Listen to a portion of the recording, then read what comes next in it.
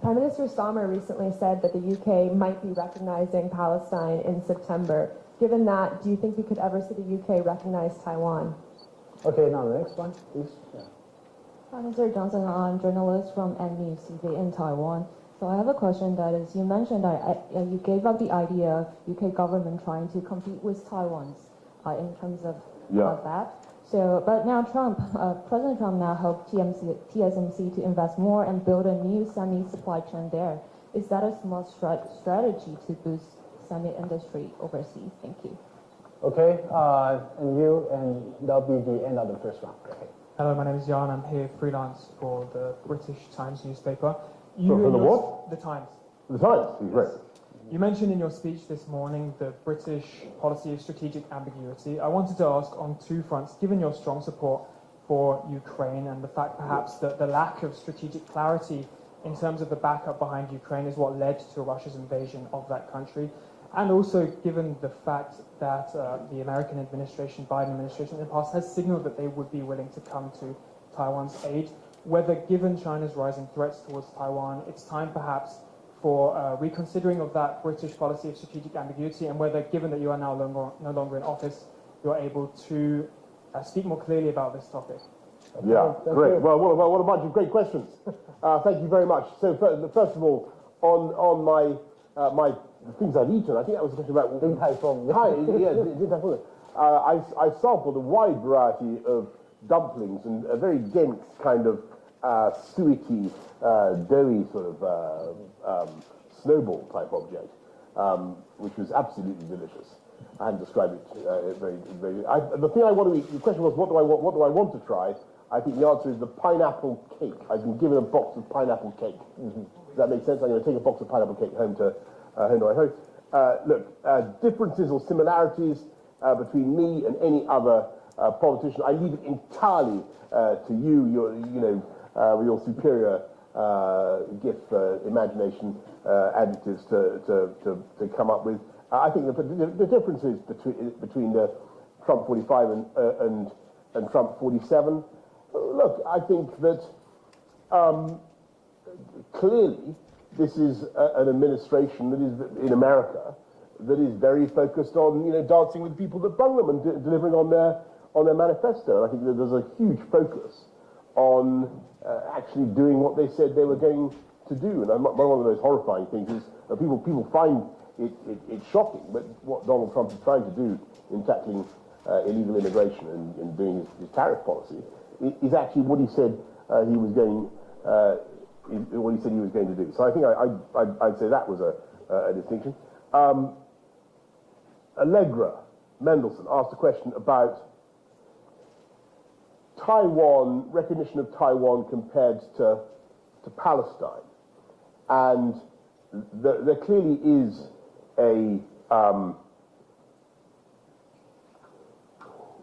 there's an analogy. There are two areas that both have claims of one kind or other. I would say actually that the claim of Taiwan under the Montevideo Convention of 1933, the claim of Taiwan to be recognized by the British state is far more robust, because they actually have a recognized government, and they actually have boundaries that they control. They actually have a proper democratic system, none of which you could say about, with all due respect, none of which you could say about Palestine, least of all those parts that are currently governed by Hamas, right? So there's clearly a distinction there. But, as I said this morning, it's obvious from all my conversations here that that is not where the people of Taiwan are. And they don't actively seek to change unilaterally the status quo by getting recognition as an independent country. They're not asking for that. They're not even asking for that, right? They're asking for something much, much more modest. All they're asking for is the right to be left in peace as a free, democratic country and not bullied or coerced and not threatened with the imposition of rule by the Chinese Communist Party. That's all they're asking for, not threatened with violence, by the way. So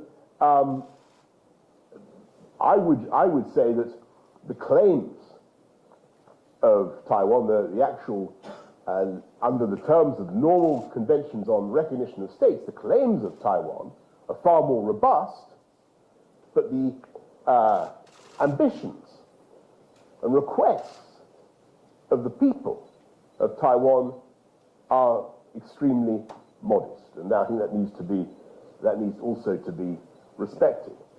And you asked, I think, somebody asked a question about semiconductors. Is that right? And what's happening with the U.S. setting up a semiconductor fab in the United States? So Trump setting up a semiconductor. Did somebody ask that? Yeah, I think that's right.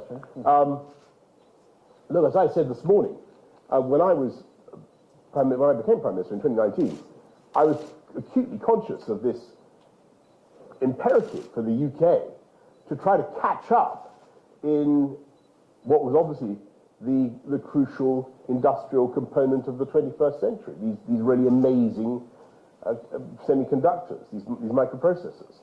And as I said this morning, I said to my team in Number 10, I said, what would it cost to make a fab? What would it cost to make a fabrication plant? And they said about £9 billion.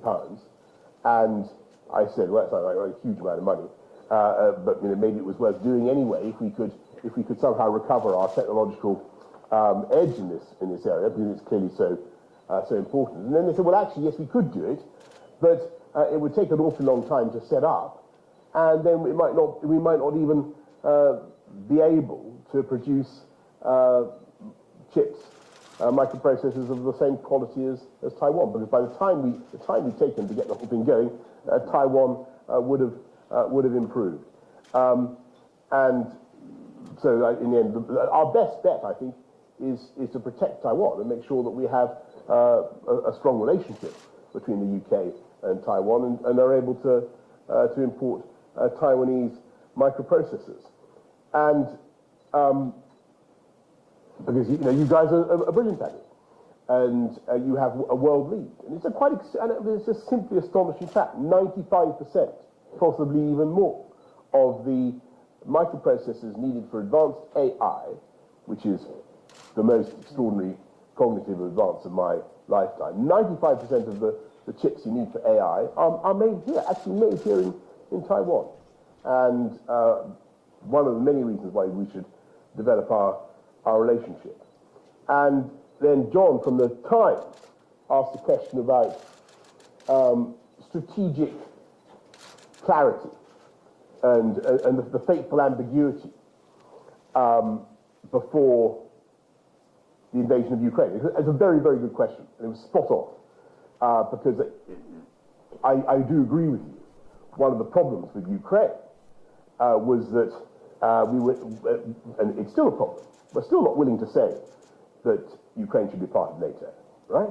We're still not being clear about the ultimate geostrategic destination, security destination of Ukraine. That is a problem. That is a fateful ambiguity. Now, actually, I think that if we'd been clear about it before 2022, and if the Americans had got their way in 2008, and if Ukraine had been part of NATO, as George Bush requested, then it is conceivable that invasion by Putin would never have happened. So I think you're really onto something. But I think that the difficulty with the analogies are imperfect, right?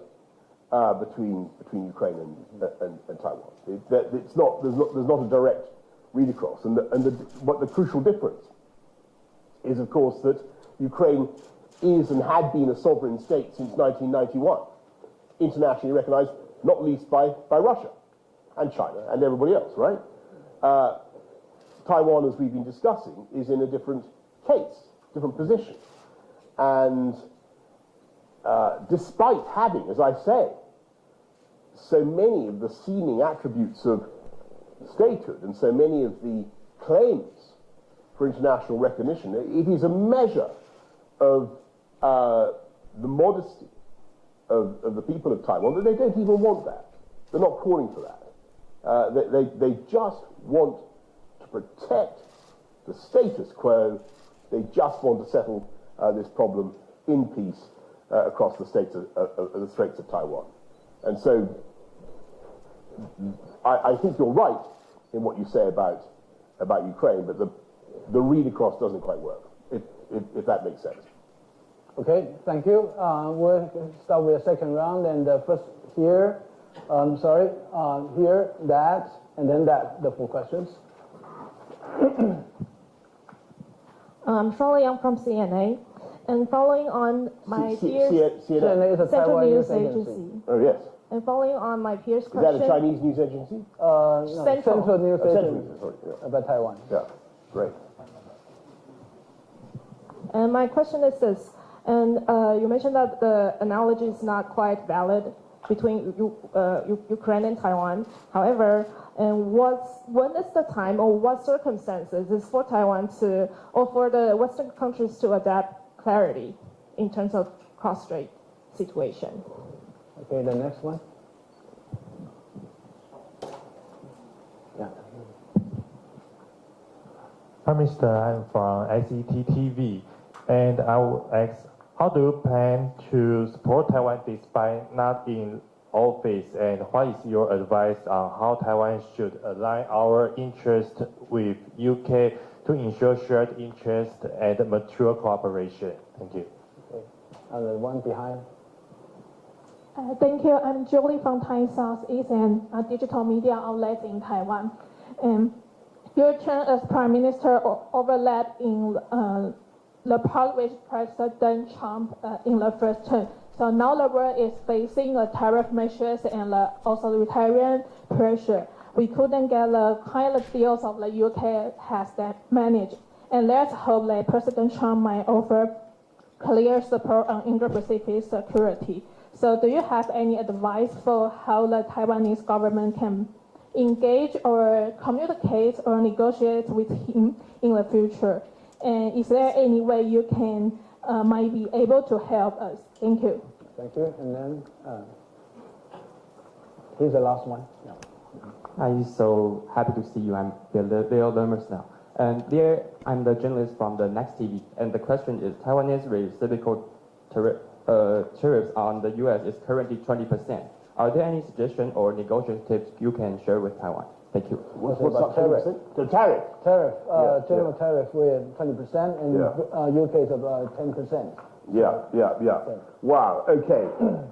So Central News Agency question about, back to this analogy. Look, I think, as I've tried to say, I think that you've got to be careful not to press it too far. But there is clearly one point of comparison which is very, very important, because at the moment, officially, from Beijing, we are being told that Taiwan could be unified with communist China by force, right? I think that's the express doctrine. And I think that we really need to pause and think what that could involve, because when you change the constitutional position unilaterally by force, which is what Putin tried to do in February 2022, you've set off a chain of events that you cannot control. And that would be my message to everybody. Trying to use force in situations like this can lead to utter disaster, not just for the world, but for you too. You're firing, as I said earlier, a Sarajevo pistol, and you don't know where it's going to end. And in that sense, I think there is a clear analogy between the two situations. And look, on what the UK and Taiwan should be doing together. We're two islands, island peoples, sharing the same geostrategic perspectives. Neither of us want to see a change in the balance of power in this part of the Asia-Pacific region. Neither of us want to see a change in the composition of the first island chain. Certainly not. Nor does the United States, by the way, in my view. We share economic ambitions, and I think we should do more. I was thrilled to see that we don't have diplomatic relations, formally so-called, but we have an office, and it's very busy, and things are picking up, and there is more and more work being done, and the volume of trade both ways is actually growing, which is a great thing. And as I said, I was thrilled to be. I'm going to get it wrong again. Din Tai Fung. I was thrilled to be at Din Tai Fung, where they had this unimaginable variety of dumpling, because I remembered that the guy who was there was somebody I'd actually met in London when I opened the first Din Tai Fung in London, and there are now several. So I see strengthened economic partnership, and above all, I think that what must happen now is that the Western powers, the Europeans, must not tiptoe away from their engagement with Taiwan out of nervousness of offending China. Now is the time to show that we care. Now is the time to show that we believe in these values and that we're willing to stand together with Taiwan. Because the more emphatic we can be now about the need to protect freedom in Taiwan, the more misery, believe me, we can save later on. And I'm absolutely certain of that. And I think the next question was, what do we do? Somebody asked, rather flatteringly, what advice would I have to engage with Donald Trump? I mean, I think, I believe that the president is fundamentally a big supporter of Taiwan, and I think that he's in a position now where he's having to be a bit tactical rather than strategic, because he's trying to do a trade deal with China, as everybody knows, and that's why we're seeing some of this slightly puzzling events of the last few days. So I think fundamentally, Donald Trump is going to want to make sure that his presidency, I'm sure of this, his presidency is going to perpetuate a free, democratic Taiwan. And he certainly won't want to see that extinguished in his time. That's what you do on the tariffs. Well, obviously, I think that personally, I'm a free trader, right? I don't see why we're having these tariffs. I'm glad, by the way, that thanks to Brexit, hooray, thanks to Brexit, we have low tariffs in the UK, or low tariffs being affected on the UK, much lower than the deal that we've got is actually much better than the EU deal. That, and, in all seriousness, that would not have been achieved without Brexit. But as to how Taiwan can imitate that and achieve that, here's an idea. What Donald Trump likes is deals. Come up with a deal. Mm-hmm.